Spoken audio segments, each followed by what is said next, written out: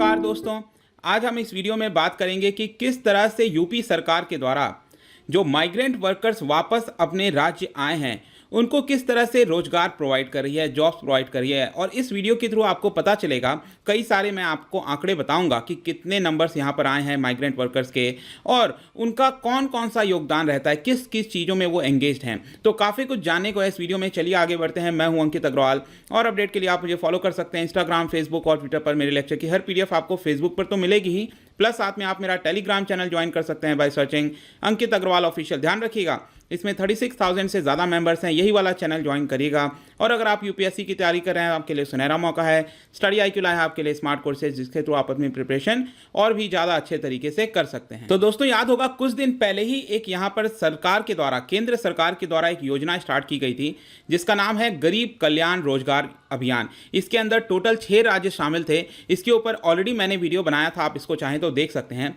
लेकिन यहाँ पर एक सबसे बड़ी चीज़ कई राज्य सरकारों के द्वारा, स्पेशली उन राज्यों के द्वारा जहाँ पर माइग्रेंट वर्कर्स की संख्या काफ़ी ज़्यादा है, जैसे कि झारखंड हो गया, बिहार हो गया, उत्तर प्रदेश हो गया, इन सारे राज्यों के द्वारा कोशिश की जा रही है कि एक प्रॉपर मैपिंग की जाए। मैपिंग का मतलब है कि कितने माइग्रेंट वर्कर्स उनके राज्य में एंटर किए हैं, वापस आए हैं और उनके अंदर क्या क्षमता है काम करने की, और उसके हिसाब से उनके रोजगार के लिए यहाँ पर अवसर देखे जाएंगे। तो इसके लिए आप देख सकते हैं, आपको कई सारे आर्टिकल्स मिल जाएगा, जैसे कि झारखंड के द्वारा मैपिंग की जा रही है यहाँ पर। इसी तरह से उत्तर प्रदेश सरकार के द्वारा भी अभी मैपिंग चल रहा है, ऑलमोस्ट लास्ट स्टेज पर आ चुका है।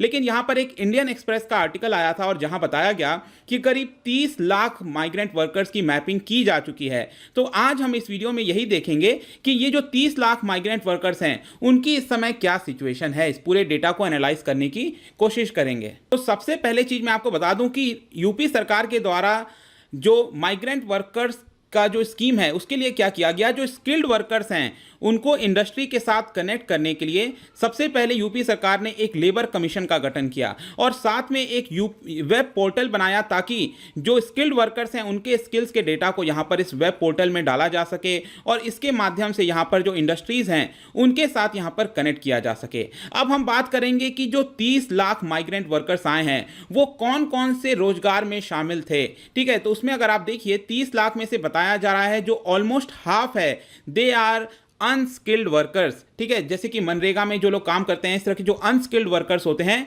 उनकी संख्या है, मतलब कि 30 लाख में से 15 लाख अनस्किल्ड वर्कर्स हैं। उसके बाद जो सबसे लार्जेस्ट नंबर आता है वो आता है आपका कंस्ट्रक्शन वर्कर्स का, जो कंस्ट्रक्शन साइट्स पे काम करते हैं उनकी संख्या है 5 लाख से ज़्यादा। उसके बाद आता है आपका लेबरर्स की संख्या। इसके अंदर भी मैं आपको बताता हूं, जैसे कि आप देखिए पेंटर्स की संख्या है आपकी 91,000, एग्रीकल्चरल लेबरर्स की संख्या है 66,000। ये सभी आंकड़े मैं आपको माइग्रेंट वर्कर्स के बता रहा हूं जो बाहर राज्यों में गए थे, दूसरे राज्य में, और वापस से वो यूपी के अंदर आए हैं। जैसे कि कारपेंट्री हो गया, उसमें 65,000 लोग शामिल हैं।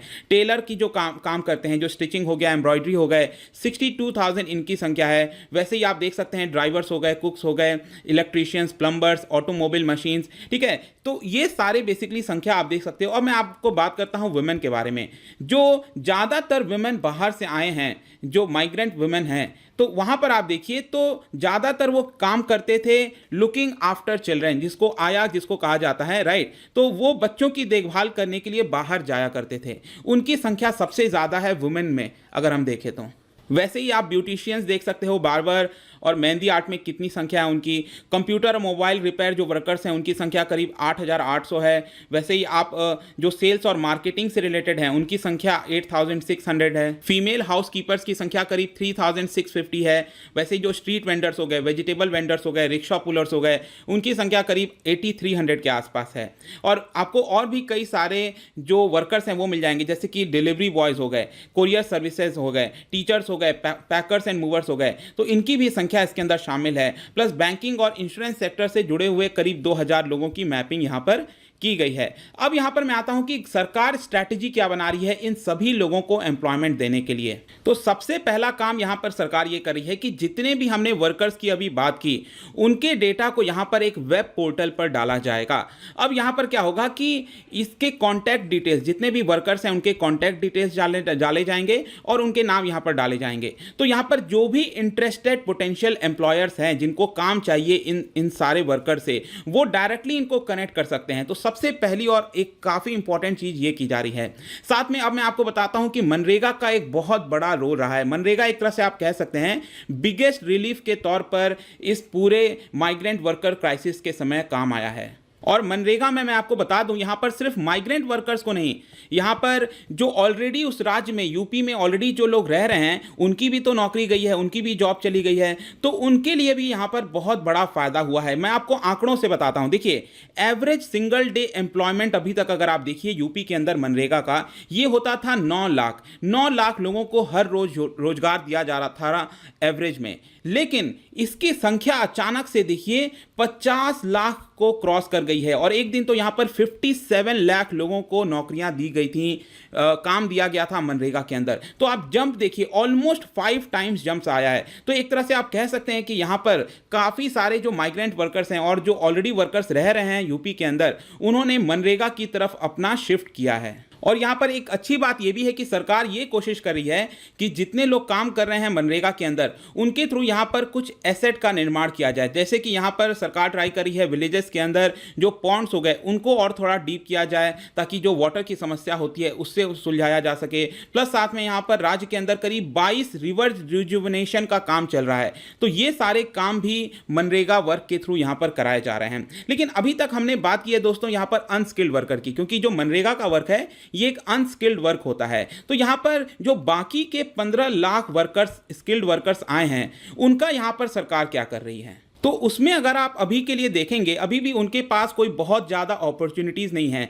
तो कई सारे जो स्किल्ड वर्कर्स हैं उनका भी रुख जो है वो मनरेगा की तरफ गया है। तो उनमें से कई सारे वर्कर्स मनरेगा के अंदर भी काम कर रहे हैं। लेकिन मैंने आपको स्टार्टिंग में बताया था कि जो स्किल्ड वर्कर्स हैं उसमें जो सबसे लार्जेस्ट नंबर है वो है आपका कंस्ट्रक्शन वर्कर्स की। तो यहाँ पर क्या किया गया है, जो यूपी का जो डिपार्टमेंट है, एमएसएमई डिपार्टमेंट है और इंफ्रास्ट्रक्चर एंड इंडस्ट्री डिपार्टमेंट है, इन दोनों डिपार्टमेंट को यहां पर काम सौंपा गया है कि वो एक तरह से मीडिएटर का काम करें बिटवीन वर्कर्स एंड इंडस्ट्री। मतलब कि ये जो दो डिपार्टमेंट हैं वो ये देखेंगे कि किस तरह से वर्कर्स को यहाँ पर जो इंडस्ट्रीज धीरे धीरे स्टार्ट हो रही हैं उनके साथ यहाँ पर जोड़ा जा सके। तो अगेन कंस्ट्रक्शन वर्कर्स के लिए सरकार यहाँ पर ट्राई कर रही है कि इस तरह से हम इंडस्ट्रीज और वर्कर्स को एक साथ जोड़ सकते हैं। प्लस यहाँ पर कई सारे गवर्नमेंट की एजेंसीज हैं, जैसे कि Uttar Pradesh expressway industrial development authority हो गई, पब्लिक वर्क्स डिपार्टमेंट हो गया। इस तरह की जो एजेंसीज हैं यहाँ पर ये ट्राई कर रही हैं कि लेबरर्स जो आए हैं बाहर से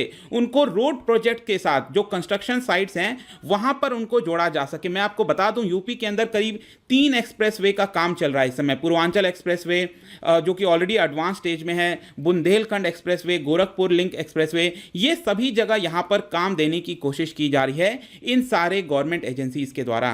प्लस साथ में यहां पर यूपी सरकार के द्वारा कई सारे एमओयूज, मेमोरेंडम ऑफ अंडरस्टैंडिंग्स भी साइन किए जा रहे हैं, जैसे कि इंडस्ट्रीज एसोसिएशन हो गया, फिकी हो गया, उद्योग भारती हो गया, national real estate development council हो गया। इन सभी के साथ एमओयू साइन किए जा रहे हैं अलग अलग, ताकि करीब 11 लाख वर्कर्स को यहां पर काम दिया जा सके और कुछ लोगों को अगर स्किल्स की ट्रेनिंग चाहिए तो वो भी यहां पर किया जा सके। जैसे कि मैं आपको एग्जांपल बताता हूं, यहां पर एक क्लस्टर है that is Noida apparel export cluster. ठीक है, यहां पर जो टेक्सटाइल का काम है वो देखा जाता है, उसको एक्सपोर्ट किया जाता है। तो उन्होंने रिसेंटली बताया कि उनको 2 लाख टेलर्स की जरूरत है। तो यहां पर सरकार ने क्या किया है कि जितने भी मैपिंग की गई है स्किल सेट्स की, उसमें से देखा गया है किनके पास स्किल्स है टेलरिंग का, तो वो सारी लिस्ट यहां पर इस पर्टिकुलर क्लस्टर को सौंप दिया गया है ताकि यहां पर उनको रोजगार दिया जा सके। तो ये बेसिक काम किया जा रहा है दोस्तों। मैंने आपको अभी तक बताया कि जो स्किल्ड वर्कर्स हैं उनके लिए क्या किया जा रहा है और जो अनस्किल्ड है वो मैंने आपको ऑलरेडी बता दिया, मनरेगा के थ्रू वर्क दिया जा रहा है। अगर आपके मन में सवाल आ रहा है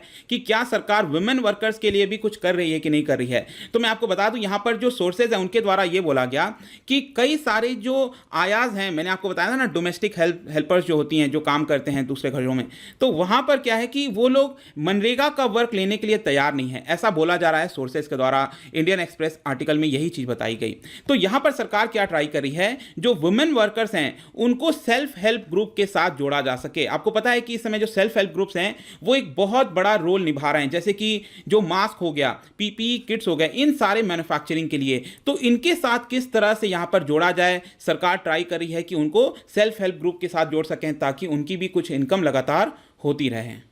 साथ में एक और इंपॉर्टेंट चीज है कि सरकार का जो एक मिशन है that is rural livelihood mission, आपको पता होगा, इसके अंदर एक रिसेंटली योजना स्टार्ट की गई थी जिसका नाम है बैंकिंग कॉरेस्पॉन्डेंट सखी योजना। तो इसके थ्रू यहां पर भी इसका फायदा उठाना चाहती है यूपी सरकार, और इनका ये एक मकसद है कि हर विलेज में यहां पर लोगों के घरों पर यहां पर ये जो काम है वो महिलाओं को दिया जा सके, ताकि एक तरह से वो बैंकिंग कॉरेस्पॉन्डेंट का काम कर सकें। ठीक है, क्योंकि कई सारे लोग यहां पर बाहर नहीं जाना चाहते, बैंक नहीं जाना चाहते, तो ये जो सेल्फ हेल्प ग्रुप के थ्रू या फिर बैंकिंग करेस्पॉन्डेंट के थ्रू यहां पर अगर वो लोगों के डोर स्टेप पर जा सकते हैं तो एक तरह से उनको भी वुमेन को यहां पर रोजगार मिल जाएगा। तो आई होप दोस्तों ये जो पूरा अभी तक चीजें थी मैंने आपको बता दी। मैंने कुछ आर्टिकल्स भी यहां पर लगा दिए, आप देख सकते हैं कि सरकार लगातार कोशिश कर रही है कि जो एमओयूज हैं वो अलग अलग इंडस्ट्रीज के साथ यहां पर साइन किया जाए ताकि लोगों को एम्प्लॉयमेंट मिल सके। वैसे ही आप देख सकते हैं ये भी एक तरह का यहां पर पैक्ट जो है वो साइन करने की कोशिश की गई है माइग्रेंट वर्कर्स के लिए।